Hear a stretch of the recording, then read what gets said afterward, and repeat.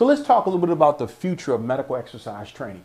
Back in 1994, the original idea was that the client leaving physical therapy would be directly transitioned from physical therapy to medical exercise training, with those medical exercise training services being provided by a medical exercise specialist. Well, folks, over the last 22 years, that's evolved. Our original concept was post-rehab fitness. Now it's evolved into medical exercise training. And I know a lot of you are now seeing clients that are 4, 5, 7, 10 years removed from the injury, the onset of their condition, or maybe even the surgical procedure.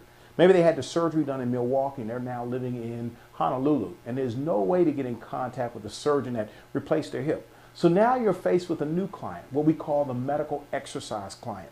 With that medical exercise client, they're increasing in numbers all across the world, not just here in the United States. We're seeing more in Canada, we're seeing more in Europe, we're seeing more every place. So the need for medical exercise training is growing because of the significant increase in the numbers of individuals diagnosed with chronic medical conditions. Again, that big six we've talked about earlier: hypertension, diabetes, low back pain, osteoarthritis, obesity, as well as total joint replacements. So the future for medical exercise training, folks, is tremendous. The number of those individuals with those conditions we just talked about is just going to continually increase.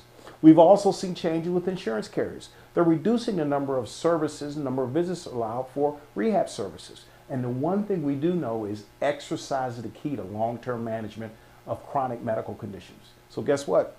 The need for medical exercise training will continue to grow. There's one last factor here, that being medical professionals now embracing this idea of referring clients to medical exercise training. And of course, the general public likes the idea of utilizing exercise to help manage their medical conditions. So again, the future is bright. It's tremendous for those of you looking to become medical exercise specialists or post-rehab conditioning specialists.